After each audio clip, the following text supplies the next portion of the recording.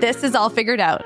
I'm Andrea Barr. I'm a career coach for parents, a mom of two, and I absolutely believe that you can continue to grow personally and professionally while protecting family time. We're about to figure out this work, life, and parenting stuff out together.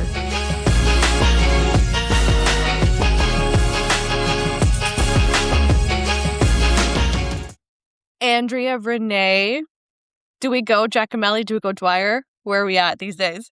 Giacomelli officially. I assume I'll get more Dwyer as Miles gets a bit older, but Giacomelli. Yes. So still the long, well, actually both are kind of complicated to pronounce, say all the things. Very, very, very much so. Welcome to the All Figured Out podcast. So happy to be here. It's taken us 3.5 years to get you on. You've graduated into motherhood status. I didn't want to bombard you when you were like minutes postpartum, so I've got you on. Not even at a convenient time. You guys have just gotten over hand, foot, and mouth. You've got your husband has a new job. There's a lot of things. It's all happening. You've just done a renovation. There's a lot. You have come onto the podcast at this time as my resident best friend, as a mother who is so in the working parent phase. Like, aren't we all? But like, I would say you're in a phase that is underrepresented in podcasts, TV shows, the culture, the media. Like, nobody really talks about that, like, very interesting window of returning to work after having your first baby, especially being a number of months back and in it, and juggling like all the things. So that's why I wanted to set the scene for those who are listening, where it's like, why would you have your best friend on? Like, why now? That is the why. So thank you for coming on. I know you have zero time in life, and I really appreciate you doing this. No, are you kidding? I'm excited that it's finally lined up. We've been talking about this episode for way too long. So long. And you know what? The timing is perfect because maybe it actually would have been better if you were like quite unhinged and unwell when we recorded it, say like maybe 5 months ago. No, you handled it like a friggin' champ. And we will get into the story. We will get into the wildness that is you doing a move, a house renovation, coming back to work, your son starting daycare, your husband switching jobs, traveling, going, oh my God, like you guys went through an unbelievable, and we were talking about like really positive time. And now you're kind of like catching your breath a bit. And I think we're allowed to say this on here, like thinking about the family planning, like what does the future look like? And, you know, no, it's not a surprise. So anyways, take us back. I'm going to try to help make sure that we're filling in the gaps because I know you way too well. So I know your story, but the listeners don't. So we're not going to start at the very beginning when we were grade 5s and we fell in love at first sight. But you fell in love with an Australian. Let us start there. Perfect. You know what? I might start even a little bit before that because I guess I am right now working in corporate comms at an institutional investor, so a large asset manager. But I didn't even know that, honestly. I'm like, you did something in money. Something but in, I know yes. Comms in money. No, but I started off back in Toronto, started off in sort of software in marketing. And so then not long after that, moved to Australia where, I've kind of touched comms in every area across different industries, tech, infrastructure, financial services.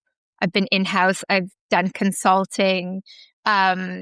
The common thread, I guess, is I love chaos organizations that are, going through transformation, that are growing rapidly, or other types of change. And we need to, communicate through that, I guess. I found myself in financial services in Sydney and loved it. And so that's where I decided I wanted to stay.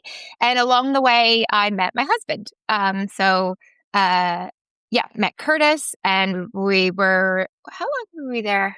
I'm happy couple that you years. gave the backstory of who you are. I was like, tell us when you fell in love. You're like, tell you who I am first. Thank you for helping me keep on track. One piece. Well, I guess I was already in Sydney. I was already doing my thing, and then I met Curtis. And so, yeah. So I guess we got engaged. What was that? 2022, and decided that it was time to come back to Canada for a little bit to see, what life was like here near my family, because all we knew as a couple was Sydney. And yeah, so we came back, and I guess I found the role that I'm currently in, and I started that January 2024. And I guess a few months in, not even 3 months in, I found out I was pregnant, which wasn't a surprise, but it happened way sooner than expected surprise. So there was still some, anxiety around that timing. But I think that's what about the fact that in Australia it would have been fell pregnant. You fell pregnant. Yes, this is one of my pet peeves. You know this. There was you didn't say it. No, because I can't. It's you get pregnant. It's an active. Fell pregnant sounds so passive, but it's always been my little top of the pregnancy. Yeah. My personal bugbear. But I got pregnant. Found out I was pregnant. And yeah, that's why I think this conversation today is like the perfect intersection between like career and family, and just an interesting stage of life, I guess. Yeah. So because I think that's such a real conversation. And I guess we're far enough removed that you're not like talking about something before you've even shared it with the world public. Like we're on the other side. And again, it's no surprise that maybe you're like at this point again where you're like, okay, do we have another child? Can we have another child? Would we like to do that? Timing. Like these are things that are like just such real, I don't want to say boring, but like just like very minute, very private discussions that happen behind closed doors that you might talk to, like, obviously we talk about it like behind closed doors on our, multiple time a week phone calls, etc. But it is, it's like, it is such a strange thing that like, okay, tell us when you found out you were pregnant, from the work perspective, what was going through your head? I was stressed. I think that in my mind, I thought if I could get through to probation before I had to tell anyone that I was pregnant, that I was safer, or that, I don't know, I ticked some sort of box of what was acceptable. And so the fact that by that point I was like 15 or 16 weeks pregnant, I think I had a lot of anxiety. And like, I don't want to use embarrassment's a strong word, but I was kind of like, oh, like I'm being that person. I'm that person. I just got a job, and I am immediately like, yeah, I'll see you like wrapping up at the end of the year kind of thing. And I was really stressed about it, to the point where I then like procrastinated telling anyone that I was pregnant into like a ridiculous level. Like by the time I told my boss and then her boss, they were both like, yeah, like, but super supportive and amazing about it, but also like worst kept secret. Like I really? look. Oh yeah. Oh yeah. I looked pregnant. I was also like a bit unwell at the beginning, and I was in the office 3 days a week with my boss, and so like I'm sure she noticed like different habits or whatever. But I remember being like, "Can I talk to you for a second?" And she was like, "I think I know what this is." Like it was that obvious. Yeah. And then they were both amazing. Like especially like her boss, because she's the head of the department, and I don't know. I mean, you just never know how people are gonna like react to news like that. Not because they're not happy for you, but because like it does change the. Totally. It makes more work. They've got to figure out what they're going to do while you're gone. I don't know. I was super in my head about it, and I shouldn't have been in hindsight. In my situation with my team and my support, like they were amazing. So yeah. Like, of course, like if the listeners have listened to the episodes with Beth Warner, who is in an active human rights case because she was fired because she was pregnant. Yes, that's a different story. Yeah. And as annoying and frustrating as that is, that shouldn't also change it. Like, it shouldn't change anything, because you should also know that if they're going to be shitty about a pregnancy, it's probably not where you want to be. Well, yeah, I think it tells a lot of the speaks to the culture, doesn't it? If that's so yeah. So I mean, that was reassuring in that way. But I guess it did still mean that I really, in my head, wanted to work to the end of my pregnancy. I wanted to like show that I was, still committed and dedicated and all that. And so I also was adamant that I was going to go to my due date because most first time moms do. And so I planned to finish up like the Friday before my due date, all my handover stuff in the last couple weeks. I was in my head about that a little bit because in Australia, it's very common to finish up like 4 weeks before and like take that time. North America, I don't think we have like the luxury of as much vacation time in that. And so I just think the people I've talked to here, that has not been the case at all. And so I think I was taking more of that mentality as I don't have much vacation time. I just started this job. Like, let's just work until I can't work. Yeah, I guess, spoiler alert, Miles came early, which kind of threw that whole plan out the window, I guess. Yes. And you were also a photographer. I don't want to say side hustler. You have a business also as a photographer. And you, if I recall, you were editing photos In the hospital. Yes.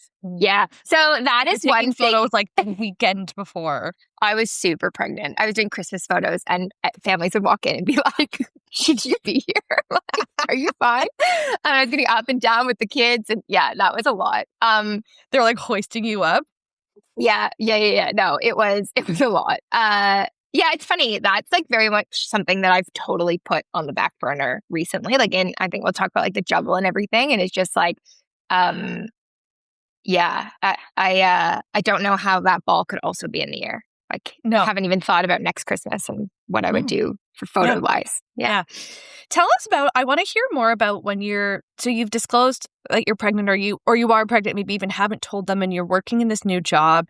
You're trying to figure out a new job. You're back in Canada. So you're in a new country. You hadn't been in the country working here for 10 years or something, whatever it was. And you're like, I want to prove myself. I want to have a job when I come back, or like, I feel, even though you shouldn't, I understand what you're saying. Like, you feel guilty. You're about to leave them for like, let's just call a spade, right? Like, that's just the feeling, whether it's valid or not. You're procreating, but whatever. How, like, did you feel like you were like hustling really hard? Like, how are you maintaining like care for yourself and the right amount of work? Or were you? Yeah, I mean, it was really hard. It was hard. No, I think that, some roles you really ease in like to the work and the workload builds when you start them. And so this was one of those roles. So I think that works to my advantage. So there was like some periods being really, really busy, but for the most part, it wasn't a situation where I was like overloaded or kind of overextending myself, I don't think. So that was fortunate for the timing of being pregnant. I did go off my ADHD medicine when I found out that I was pregnant at the advice of my GP, which I now have more information and know that maybe wasn't the thing I had to do, but at the time, that's what I did. So I did really struggle from an ADHD's perspective through pregnancy. So I found that hard. And so it's hard to untangle like what was pregnancy, what was hard because of pregnancy, and what was hard because of that. But generally speaking, I had a good pregnancy. I was active. I was still working out the weekend before I had Miles. This isn't just working out, listeners. This is F45. F45, like, yeah. times a week. I did mine, but like modified and taking it easy and stuff, but still like getting out of the house and moving and stuff. And so all that to say, I think I felt, compared to a lot of people I've seen throughout their pregnancies, I think I did feel generally better than a lot of people. And so I wasn't I don't think it impacted work really at all. And then take us to when you started realizing that Miles was coming a little bit early and you were still working. Like, was that nice? Because you could just be like, well, that's that. Or was it like, no, because the house is a mess? It was a bit of column A, a bit of column B. No, it was. So I think I was just after 37 weeks that I started just not feeling very good. I started having Braxton Hicks. I started having really bad, what I thought was indigestion, which I'd had most of pregnancy, but this indigestion felt a little bit different. And I'll come back to that in a second. But just was generally just like not feeling great. And so on, I guess, the Monday that I was 38 weeks, I didn't feel him moving very much, and I was supposed to have an appointment that night. And the midwife was like, you know what, let's just meet at the hospital, just get you checked out now. And so we did that. And so we found out there that I guess my blood pressure had spiked, and I was diagnosed with preeclampsia and HELLP syndrome. So HELLP syndrome, HELLP syndrome is like a severe, it's not a complication. I guess it is considered a severe complication of preeclampsia, or a severe form of preeclampsia.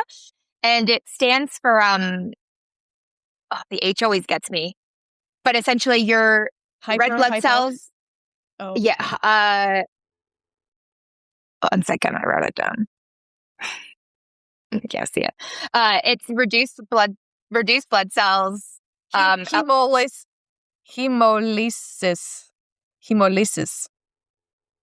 No? Yeah. Hemolysis, I think. Yeah. But it's reduced. Oh dear, you can cut all of this if you want. I like it.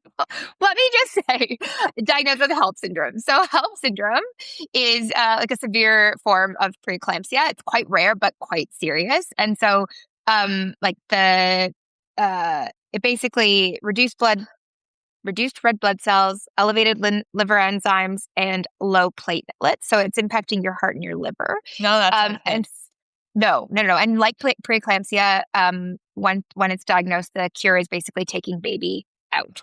So I found out that preeclampsia itself, sorry to interrupt, preeclampsia is high. It's just not just. It's the high blood pressure caused by high blood pressure. It's caused by high blood pressure, which then means you have preeclampsia, or you have high blood pressure because you have preeclampsia. No, the high blood pressure causes the preeclampsia. Okay. So the first thing they did was look at my blood pressure, and the first thing they said was, we'll run some tests. If they're normal, maybe we'll manage your blood pressure. If they're not, we'll go from there. And then they weren't, and so they kept going from there. So they diagnosed it, and it was basically like baby has to come day.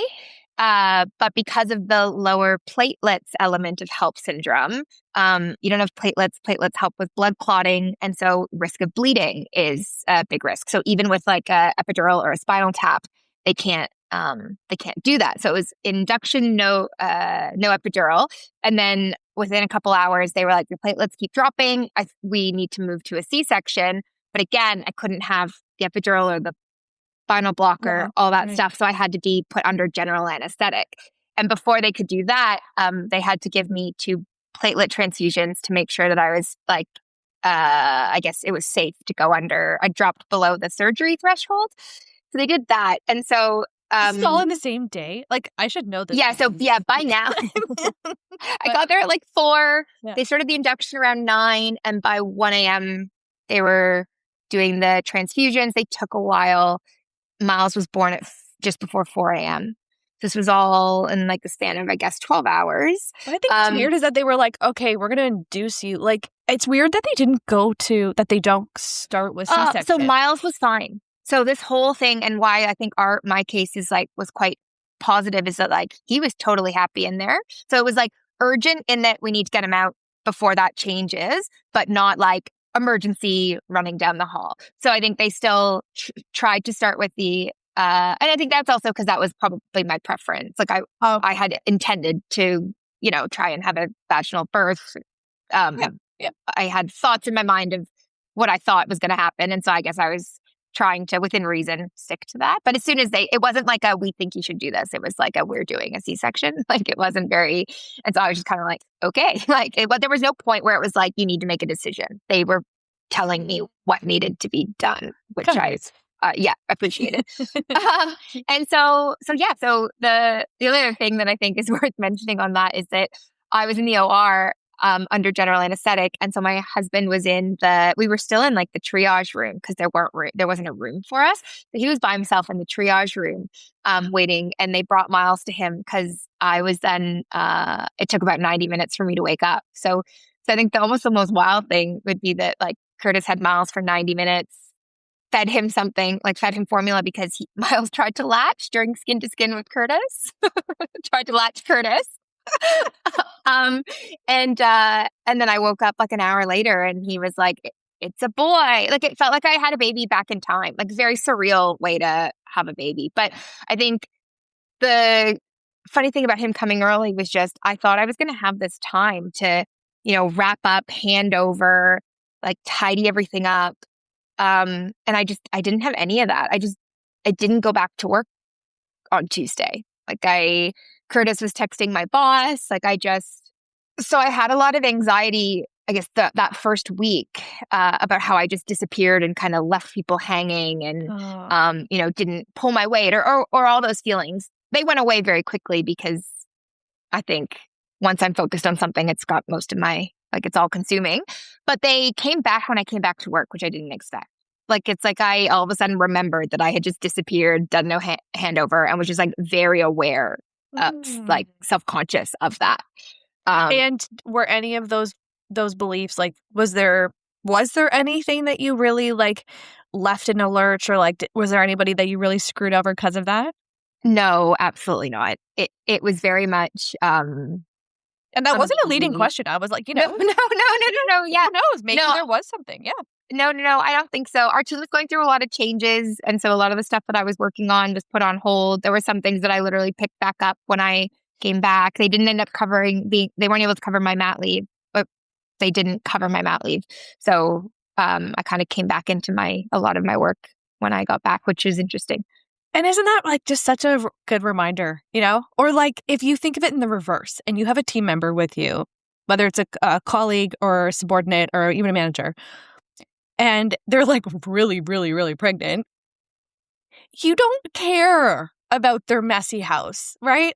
It's people literally come to your house and you're always like, oh my God, sorry, it's such a mess in here. And people are like, I literally didn't notice. And it's oh my gosh, I'm so sorry. I didn't hand over, even if it's a big thing. And say you were leading an event or something, not that you would probably at 9 months pregnant, but it's so crazy, but it's such a normal thing to feel. And I think the added layer of it for me is that I feel like at work is the one place where people might be surprised to learn that I have ADHD. I spend a lot of energy, I want to say faking it, but masking, putting on that more organized front. Well, you use your organization energy maybe at work. That's a good way. That's a better way of putting it. Yeah, totally. Yeah. But because of that, I don't know, maybe there was this fear that because I didn't hand things over nicely, my secret would be revealed. They'd know how chaotic I was or something. So I think it's more than just the pregnancy. I think there's for me personally, it was it scratched a deeper sort of thing for me.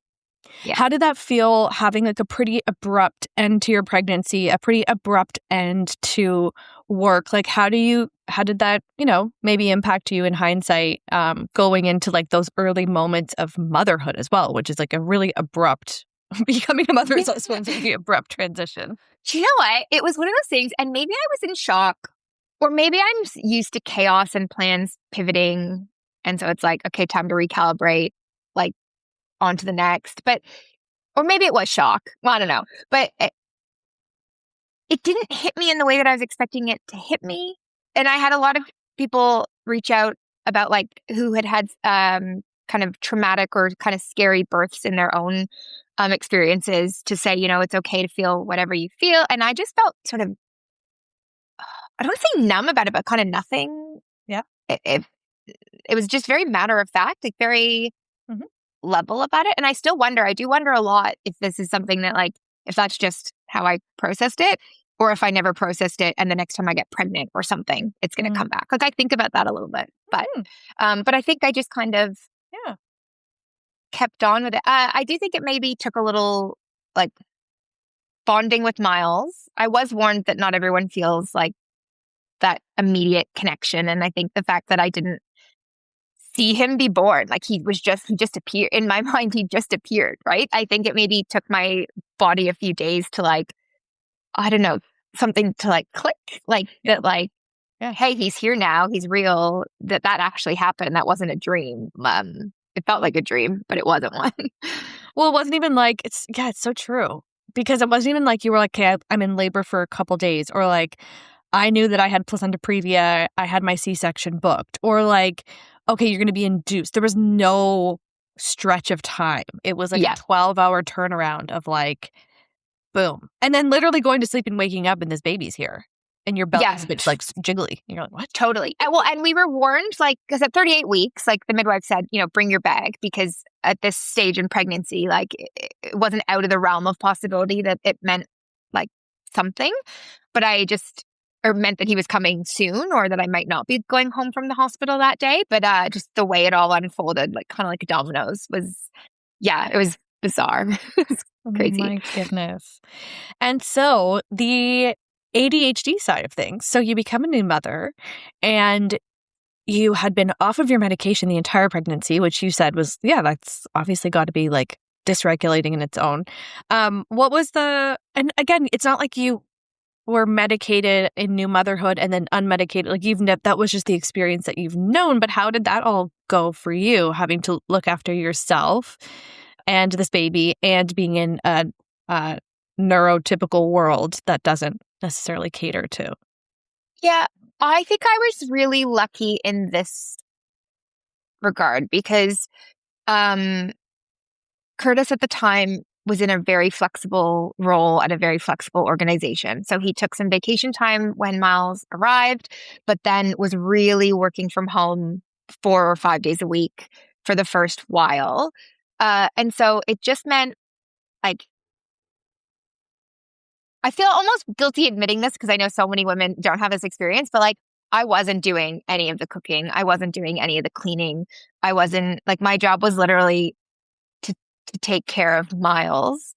And so I guess like that was something I was just able to give my full attention to. And I guess take care of myself, in that, like, make sure I was showering and eating. But even that, like, he was there to be like, okay, I can work at the standing desk and put the baby in the carrier for the next nap. You shower and take a nap, or like you go eat something. Like, so he was like in the house to still be, I don't know, helping and reminding me when I guess needed like those reminders. But even just having him there, I think I didn't have any of that loneliness that I hear women talk about in the early days, or that kind of thing. So I think I was very lucky.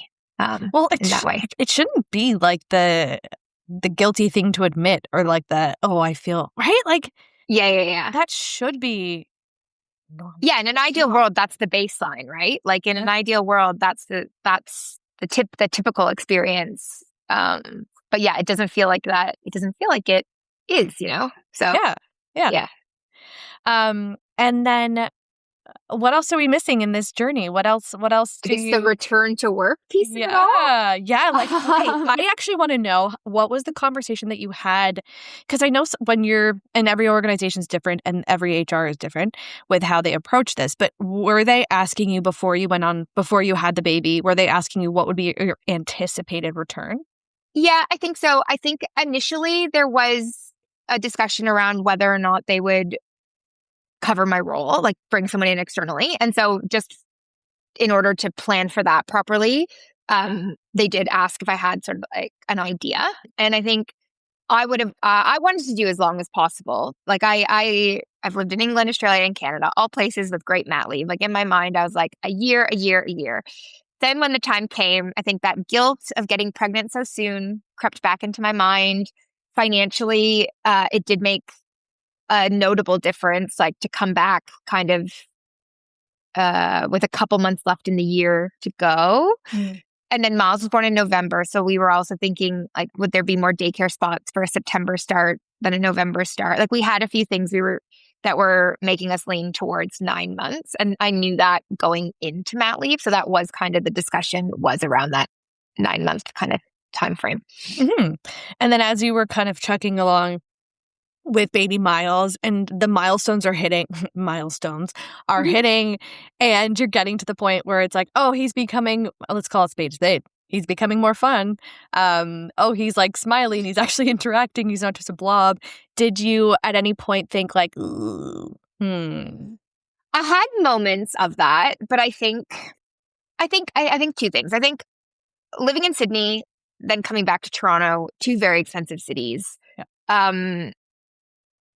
I've never thought about staying home as being an option for us. Like financially, it's, if I'm being honest, it's just not. And so I guess in my mind, it was always, I'm going back to work. It's just a matter of when.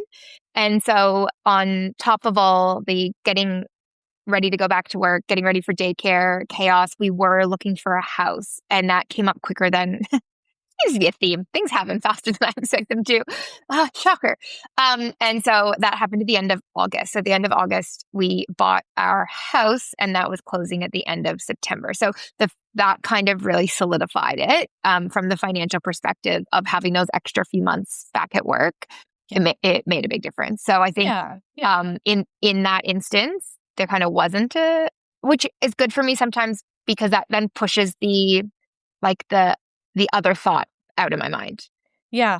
Because this is what it is. Yeah. You're speaking to just intention and understanding of the reasoning for something, which I think is, I talk with coaching clients about this a lot, where there's I think that the magic of the work that I do, for instance, is really just negating all the options that are not actually options. People have a million options in their head. You might have been, but if you hadn't actually had that discussion with Curtis, been married to somebody who was extremely fiscally responsible, and really understood the numbers and understood your situation, you might have been well, maybe I could stay home, maybe I could do this.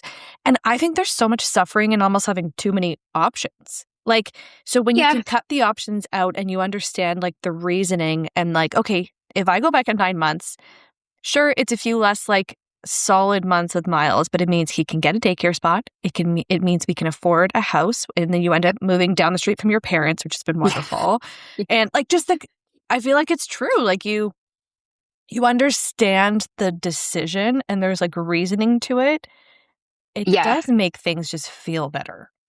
Well, yeah, and you can just kind of accept, that acceptance part maybe is easier as well. You just, that it is what it is at this stage in life, I guess. Now, would I make the same decision next time on 9 months versus a year? Probably not. But I guess it depends on what we're trying to do then. I don't know. It's so hard to know. Circumstances, exactly. You got to take the circumstances at face value. Say you're Totally. Now we want a $12 million home. You're okay, well, maybe it is a 6-month mat leave. Working forever. Working till I die. Yeah. No. And I guess, it's true. Is there any part of you that's no, I was going to say say the 18 months, say the house thing wasn't happening or the finances were out of it. Is there any part of you that's well, that was silly. It's a blip of time. I could have just worked 9 months longer. Technically my job was safe for 18. So if 18, I don't know. Maybe it's because that change was made while I was living in Australia where it's still 12 months, but I kind of forget.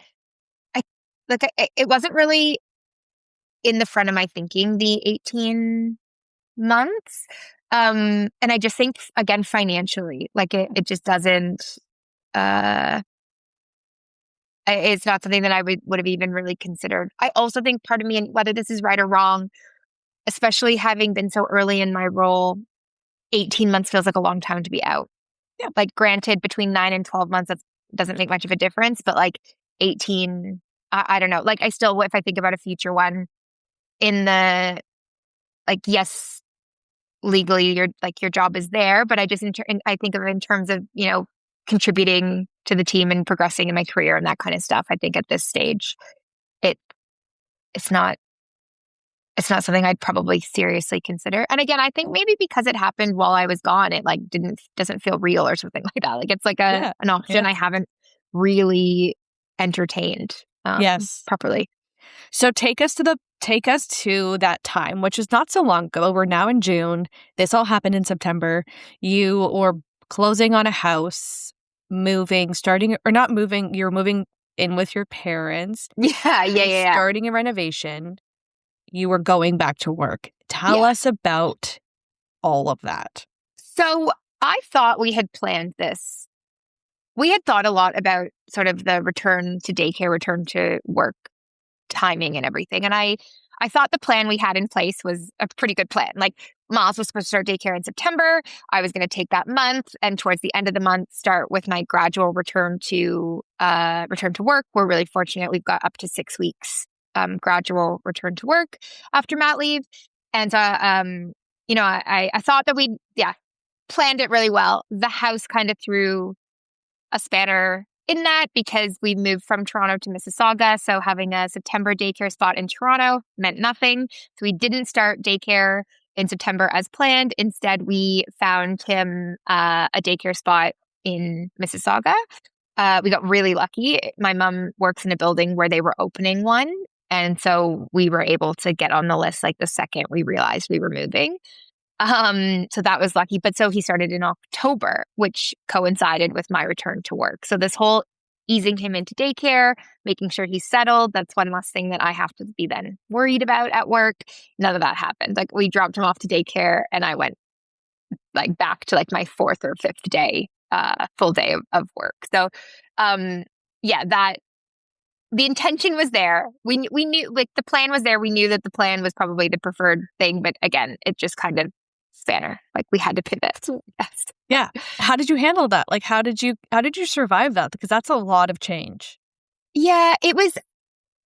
I think I am a chaotic person. I think I am often doing a lot of big things at once, and people are asking me like it's not like we moved home from Australia at the same time as like looking for new jobs. I was finishing up a finance post-grad and I was planning a wedding. Like it's not the first time I've taken on everything at once by accident or unintentionally maybe.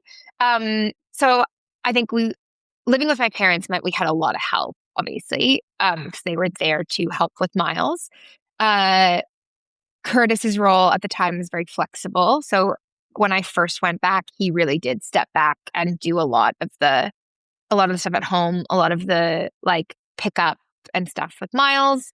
So we skewed kind of more heavily like towards him doing a lot of that stuff at that stage. We were with my parents for almost 5 months. We moved in February, and in February, Curtis got a new job. And so it was a less flexible job. And so that's when then we kind of, the pendulum swung back the other way. And so while he was getting kind of integrated into this new role, familiar with this new team, I kind of picked up the majority of like pickup. We split drop-offs, but daycare pickups, sick days, which there have been so many of, which I'm sure we'll get to. Yeah, more than I've always been very like 50-50 partnership. It always defaults to moms, and there's like in principle, I like have always struggled. Like I don't. It's not how I feel like it should be, and so we're. And you're not really married to somebody who believes that. Like you're no, married to somebody no. who believes in 50-50 as well. Totally. He probably does more than 50% of like housework type stuff, like laundry. You guys play to each other's strengths. Absolutely. And no, because of that, it was a real swing. And as it should be, like he did that when I went back to work. And so I think it was only right that it was then my turn to do that. But it did mean like having to manage that in order to get Miles by 5 o'clock, which I don't want to pick him up later than that. It means leaving the office like on a 4 o'clock train back to Mississauga. So I am leaving early most days that I'm in the office. I'm very aware of that. I know that in like a post-COVID world, a lot of people work a little bit like staggered times and that. So I don't think there's all eyes on you when you stand up to go, but I'm still very self-conscious of it. I have a very supportive boss and team. And so I know that there's no like issues around it, but I think I don't know. I'm working on being less self-conscious about it or like worried about it, because there's nothing has given me a reason to be so worried about it, you know? Yeah. Yeah. That's like, it's just that it's so crazy how much guilt we harbor in all areas. Yeah, totally. Even when like you have, team members who have children or like, or just get it. And like, yeah, just very understanding. Like everyone's a parent in my team or like my boss is a parent. She gets it. We are still flexible in that we're a couple days in the office a week. I'm able to log back on in the evenings to finish up anything that I didn't get done because I had to leave at 4. So like that is great. And I'm very lucky. Again, lucky. I feel very fortunate. I should say I feel very fortunate. And I wish that all workplaces were like this. Like I wish that, again, it wasn't such an individual experience to feel so supported when you come back to work. Like I do think that's something that's missing like across the board. I think the culture of an organization like make or breaks it for parents, especially moms, I think. What would solve and you are somebody who is in a really understanding, supportive environment with supportive managers, team, etc. What would reduce your guilt? Like, what are like the solves? And I feel like I can ask this of you because like this is stuff that we gab about. Like, gab. I was talking to Los Scaps about this on our podcast recently about how it's actually Yap now. Sorry, Lauren Nadiri. Andrea and I went to school with Lauren Lowe, who is now a friend of the podcast as well. Anyways, like, how do we solve this? Like, I don't know. I mean, it's so hard. Like, I think flexibility is a massive piece to it because I think that like having the flexibility and having everyone across the organization having access to that flexibility. So it's not just you're giving flexibility to parents. Yes. Because I think, because then it's like attention on the people who are using that flexibility. Yep. So I think it's access and people using the flexibility. So it becomes a normal part of the culture and not an exception. Yeah. I think that's part of it. I think, I don't know, part of it for me is like just giving myself grace because I think some of it is internal. Like, as I said, there's no like, some of it's pressure and anxiety I'm putting on myself because it's what I think I should be doing or how I think people are perceiving things when there has been no evidence to suggest that's actually happening. Like I'm stressing myself out about some of it for no reason. Not for no reason, but you know what I mean? I'm stressing myself out about some of it, but yeah, I don't know what the That's a good answer point. is. Because right now you're saying like you're standing, if you were thinking of it physically, you're standing up from your desk on a work from office day and you're leaving. And it's a very visible thing. But if it was more the norm for everybody, parents, non-parents included, to stand up to go at 4. Yeah. Because they feel like it or because it's just like, get the work done when you get the work done, work when it works best. And some people do now. Like, I think, again, like in a post-COVID lockdown era, you do see more people, leaving at 4 to get a less busy train so that they can get a seat and keep working on the train or whatever it is, less traffic. So you do see more of that. So I think very often, I say this to my manager, probably every other one-on-one, that like, I don't know how like the women, I don't know, 10, 15 years. And I'm doing emojis on my computer. Sorry. Oh my gosh, stupid River. I'm sorry. Riverside, we've got feedback. Every time somebody like sticks their hand up in the air, it does this thumbs up. It does that. If you're watch on YouTube. It's kind of fun. Oh dear. I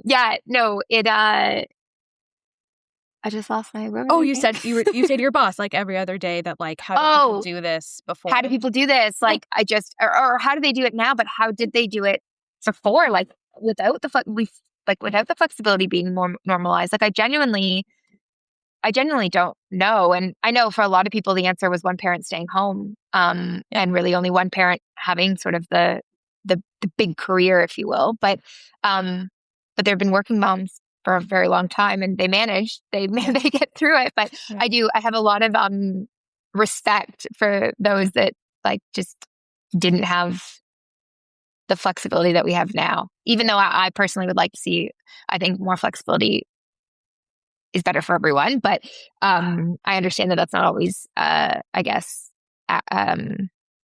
possible in every workplace and in every industry. I think there is something about like the expectation of how much, I don't know, as you're saying this, I'm like, is it also just people, we all know the people who this is not the case for, but like the people who just like have too much work. Like you and I have both been people in our corporate careers where like we will say yes and yes and yes and yes. Yeah. And so like if I was still in corporate, I also would be logging on after bedtime. But like, man, that's also not good. Like people should be able to leave at 4 and then they had enough hours in their day. 9 to 4 should be enough. Yeah. I mean, in terms of work. Yeah. Yeah, it is true. It's true. And like sometimes I'll log on to finish a couple things and then inevitably, I mean, it's quiet. I focus and the next thing I know, I've worked a couple hours. So I think you unintentionally maybe end up working more than you realize sometimes. But yeah, I hear what you're saying. Like, is the modern workday really structured, structured right for families or working parents or Yeah. Yeah. like that kind of thing?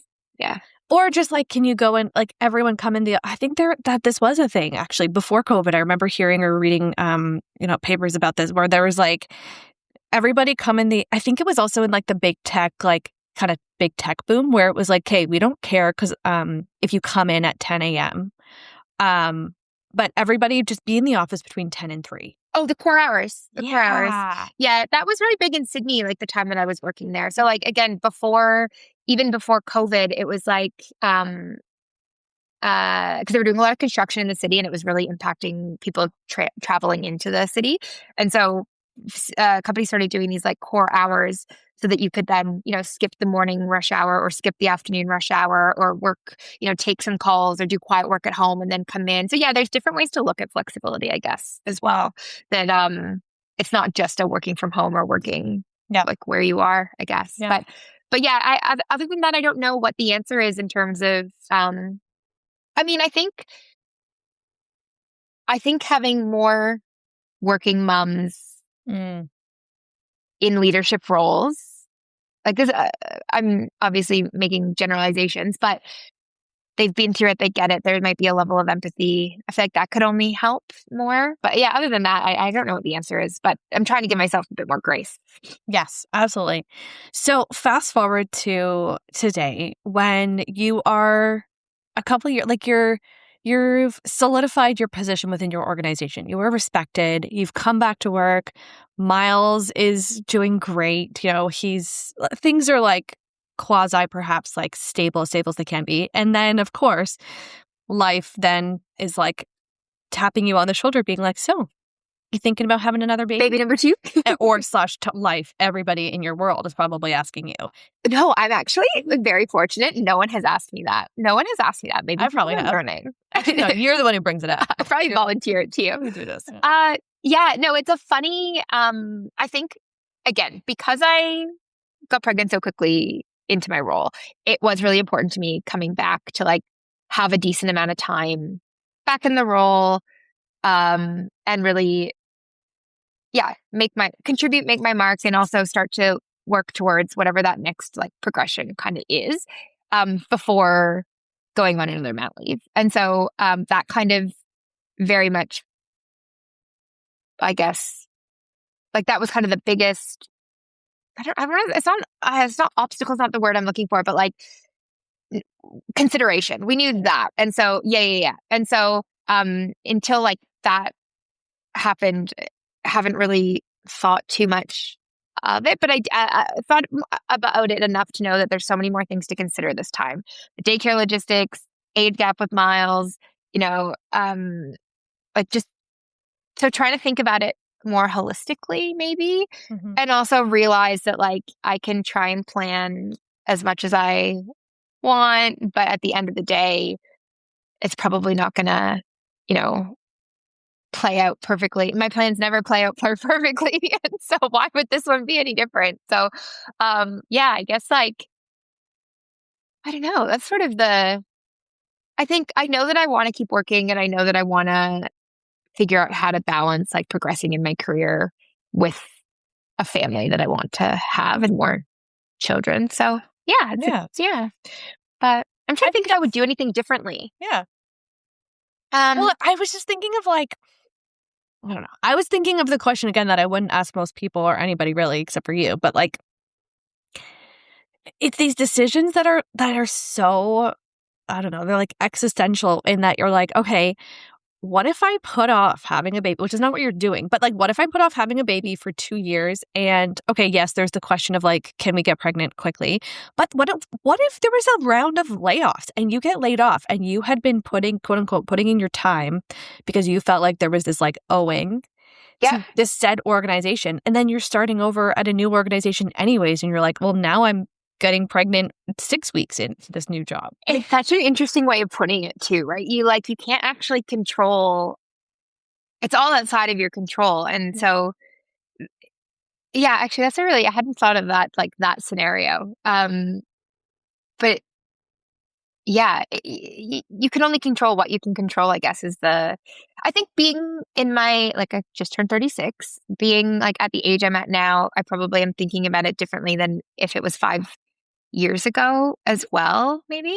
But yeah, I mean, it's It is fun. such a funny thing to navigate. And I just don't know, like, I don't know the answer. Like, I guess that's the point, right? Is that it probably isn't a one right answer. It just figure it out with what information you have at the time. Well, because then people can always be like, oh, what would your 90-year-old self tell you? Would they really care? And it's like, well, we can't always just like think about what 90-year-old Andrea or Andrea is like.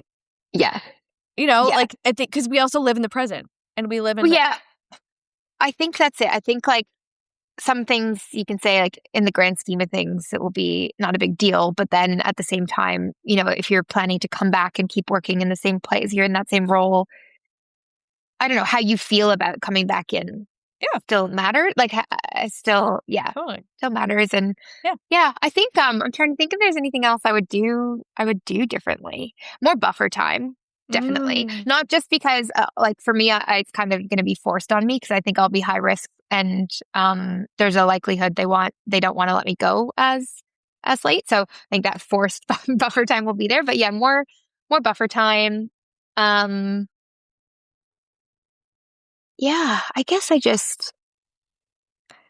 don't know. Well, you've kind of said it in like there's like a letting go, which I think you're good at anyways. Like you're not somebody who really does grip. Like you like having ideas and plans and dreams, but you're not somebody who's like, oh my God, everything's gone to one hand. I think it's like affirmed that that's actually a superpower of yours. I thank my ADHD for that. I do think that I have an ability to just like a resilience, I guess, of like on to the next. And that's probably because so many things have not gone the way that I thought they would go. And so I just learned to like keep going, which maybe is good in certain instances. I will say one thing that I didn't know about doing less than your stated time. So you tell like Benefits Canada or whoever it is, if you're going to do 12 months or 18 months. And then you have a certain number of payments you get in that. I didn't know that if you come back earlier than that, you have to tell them you're coming back early or they keep paying you like the payments. And so no, it didn't occur to me. No one told me that. It makes perfect sense when I say it out loud, but I didn't notice for a few paychecks that I was still getting my EI, which meant that I then had to like call and declare the error because I didn't want it to be seen as like fraud, explain what had happened. They were obviously very understanding about the situation, but it did mean that a couple months later I got a bill.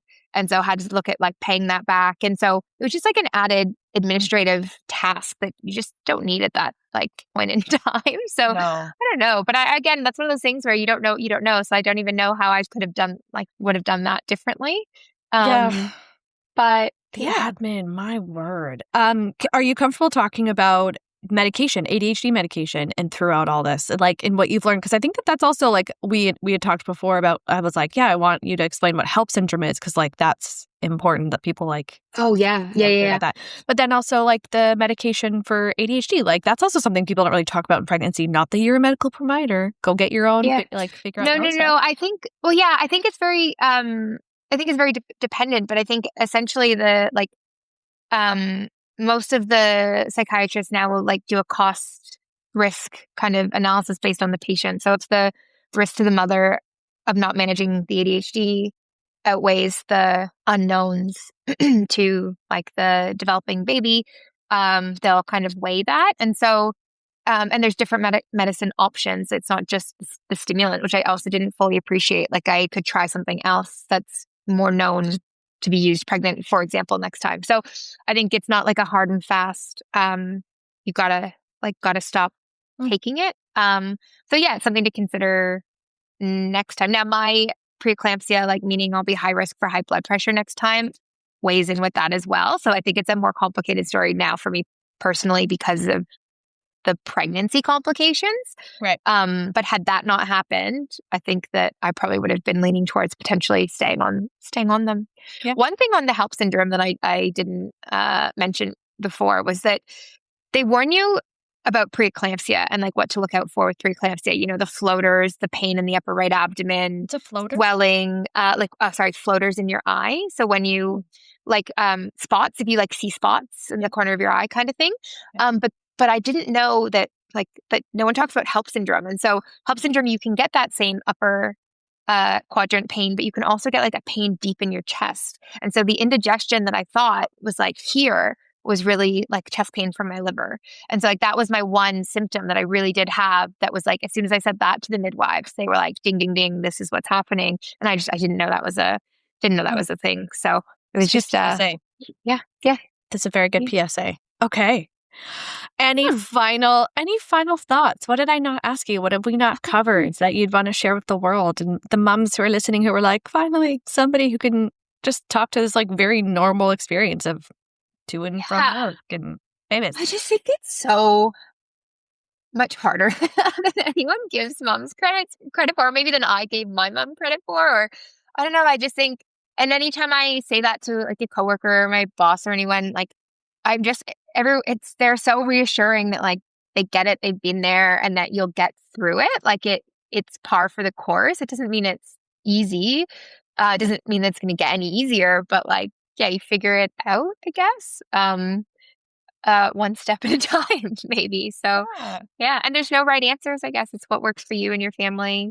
And we probably could have spent a lot of time talking about leaning on the village, maybe for another time, because I think that's one that I very much, more than I expected. I'm very grateful for being 300 meters from my parents now, because I didn't realize how often, Miles would be sick in daycare and we'd be asking them for last minute help.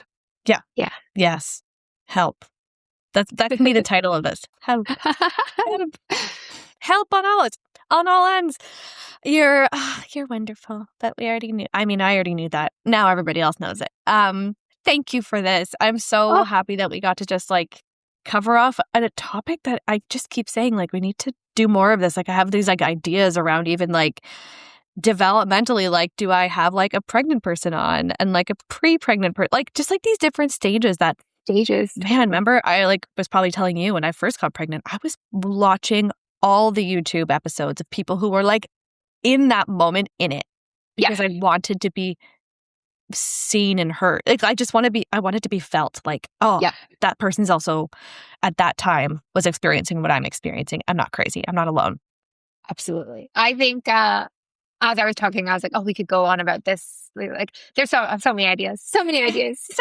We'll save for another time. Thank you. You're amazing. And LOL at me drinking Clamato this entire episode because I love it. I need a bit of sodium and I need some vegetables. So thanks for love it. Again, only so many guests that I'd be. You need a sponsor. Drinking. Clamato. I know. Oh my God.